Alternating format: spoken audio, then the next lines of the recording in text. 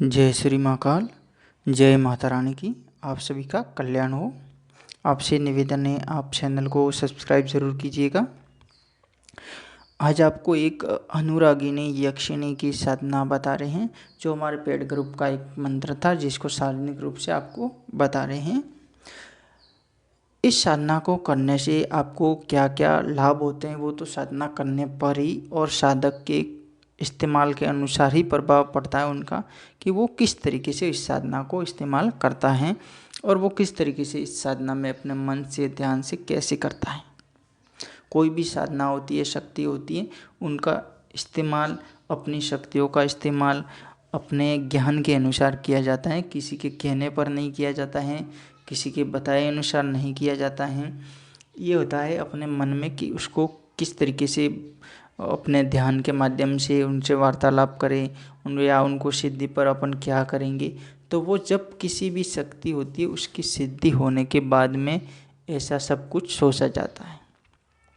पहले किसी भी साधना को सिद्ध करना आवश्यक है। पहले जितना भी कुछ नहीं करते उससे ज़्यादा अपन सोचते हैं, तो जहाँ पे अपने को पहुँचना है उससे पहले ही अपन रास्ता भटक जाते हैं।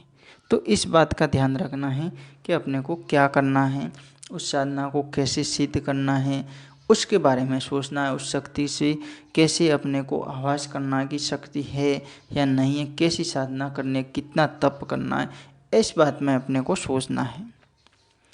आपको क्या करना है, ये अनुरागिनी यक्षिणी का मंत्र आपको बता रहे हैं। इसमें आपको आसन लाल लेना है।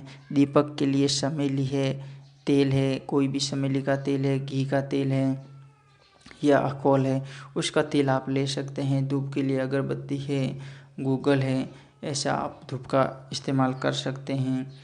इत्र के लिए आप गुलाब है, चमेली है, ऐसा कोई इत्र आप अच्छा खुशबू वाला है वो इत्र आप इस्तेमाल कर सकते हैं।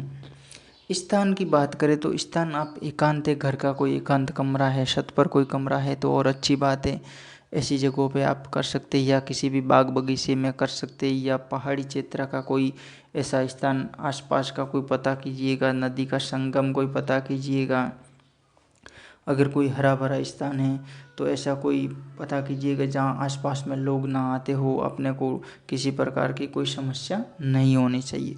क्योंकि आवासीय बस्तियों में हैं, ऐसी साधनाएँ करने से हर बार कुछ न कुछ समस्या होती है, अपने डिस्टर्बेंट हो जाता है आदमी। जैसे ही कोई आदमी है, जो भी है साधना करने वाला साधक है, वो करता है या कुछ न कुछ बीच में आ जाता है या किसी का कोई समस्या हो जाती, तो ऐसी जगहों को छोड़ के आबादी से थोड़ा दूर है या घर का कोई एकांत कमरा है, ऐसी जगहों पे ये साधनाएं करनी चाहिए। ये साधना दिन के समय, सुबह, दोपहर और शाम के समय में रोजाना हर समय में 11 माला जप करना, यानी एक दिन की कम से कम 33 माला जप होनी चाहिए। और उससे ज़्यादा कितनी करनी है वो साधक पर डिपेंड करता है। जैसे मान लीजिए सुबह 11 की, दोपहर को 11 की। अब शाम का समय होता है, रात्रिकालीन का समय होता है, इसमें साधक को कहीं रात्रिकालीन में कोई काम होता नहीं है, तो उस समय आप साधक चाहे तो 100 माला भी कर सकता है। कोई फिक्स निर्धारण नहीं है। जितना मन से, जितना तन से, जितना ध्यान से उस साधना को करते हैं, उतना ही वो शक्ति साधक से प्रभावित होती है।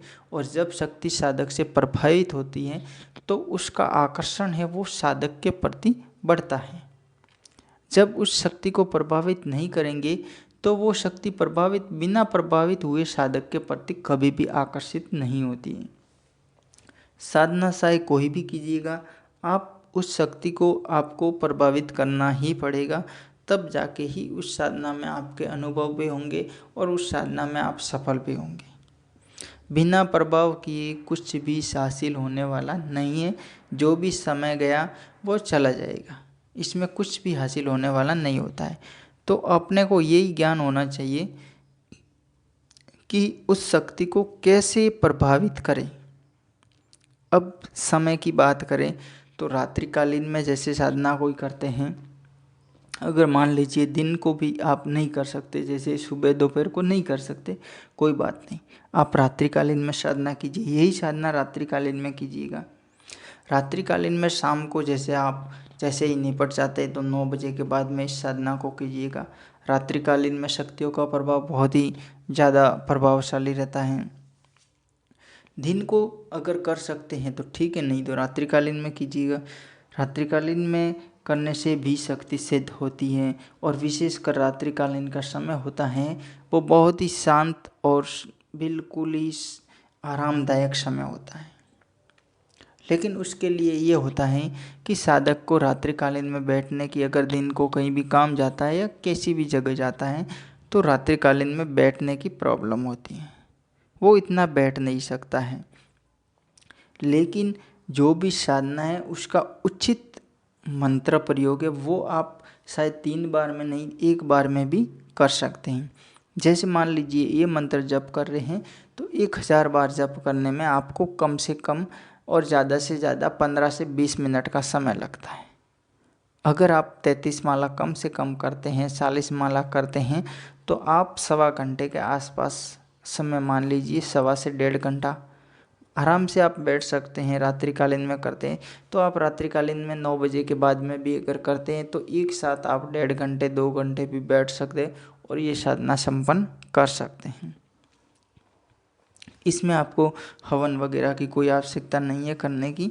आप ये है कि दीपक जला के रखिए, जब भी साधना करते हैं 10-15 मिनट पहले दीपक जलाइएगा। कुछ समय तक ध्यान कीजिएगा, 5-10 मिनट ध्यान कीजिएगा। उस शक्ति का मन ही मन मानसिक तौर पर आह्वान कीजिएगा। जब आप उस शक्ति का आह्वान करेंगे, मानसिक तौर पर ध्यान करेंगे, तब कुछ समय में 2-3 मिनट में आपको कुछ शरीर में थोड़े बहुत झटके लगते हैं, या जैसे ही आपका मन एक बिल्कुल शांत होता है उसके बाद में आप उस शक्ति के साथ में आंखें बंद करके आराम से हाथ में माला लिए हुए आराम से एकांत तौर पर उस शक्ति का मंत्र जप कीजिएगा। जब आप इस शक्ति का जप करेंगे तो आपको ध्यान के साथ में वैसे ही आंखें बंद करके करना है। ऐसा करने से सब आप 2-3 दिन 5 दिन करेंगे तो आपका प्रभाव है वो बढ़ने लगेगा, धीरे धीरे उस शक्ति को आकर्षित करने लगेगा। जब ऐसी शक्तियाँ आकर्षित होगी तो आपको सपनों के माध्यम से कुछ जवाब मिलेंगे। सपनों के माध्यम से कोई आपसे अच्छा खूबसूरत कोई भी ऐसा होगा जो आपको कुछ न कुछ बताएगा, या फिर आप दिन में भी कहीं भी जाएंगे तो आपको दिन में कोई अच्छा ऐसा कुछ मिलेगा, कोई किसी स्त्री के रूप में कोई मिलेगा, कोई आपको 1-2 वार्तालाप करके कोई पूछ के चला जाएगा। तो ऐसे आपको उसको डायरेक्टली ऐसा फोर्स नहीं करना है कि ये कोई शक्ति है, लेकिन इनका पावर ये होता है कि ऐसी शक्तियाँ होती है वो किसी भी समय दिन में रात में आपसे स्पष्टीकरण के तौर पर भी किसी भी रूप में संपर्क कर सकती है और सपनों के माध्यम से भी कर सकती हैं। आपको केवल जो भी कोई भी मिलता है उससे व्यवहारिक तौर पर अच्छे रहना है उस समय। अगर आप जैसे चिड़चिड़ेपन में हैं तो कुछ समय आप ध्यान कीजिएगा, मेडिटेशन कीजिएगा, आपका चिड़चिड़ापन दूर हो जाएगा। इनका मंत्र आप सुन लीजिएगा। ओम ह्रीं क्लीं अनुरागिणी यक्षी सम स्वाहा। दोबारा सुनिएगा। ओम ह्रीं क्लीं अनुरागिणी यक्षी शम स्वाहा। ये मंत्र है, आप इस मंत्र का जप कीजिएगा। इसमें आपको 100% सफलता मिलेगी। ये जब भी करेंगे आपको कम से कम महीने भर तो करना पड़ेगा, अगर आपको उसमें जल्दी भी सिद्धि मिल सकती है, लेकिन मेरे अनुसार महीने भर से ज़्यादा भी करना पड़ सके। अगर आप शांत स्वभाव के हैं, अपने तौर पर अगर किसी शक्ति से आभास करवाना चाहते हैं तो आपको करना पड़ेगा। बिना तपस्या के कुछ भी हासिल होने वाला नहीं है।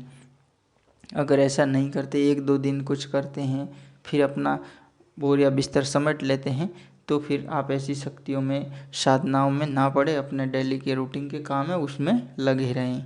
जय श्री महाकाल, जय भोलेनाथ। आपको अच्छा लगे तो वीडियो को लाइक और शेयर ज़रूर करें और चैनल को सब्सक्राइब ज़रूर कीजिएगा।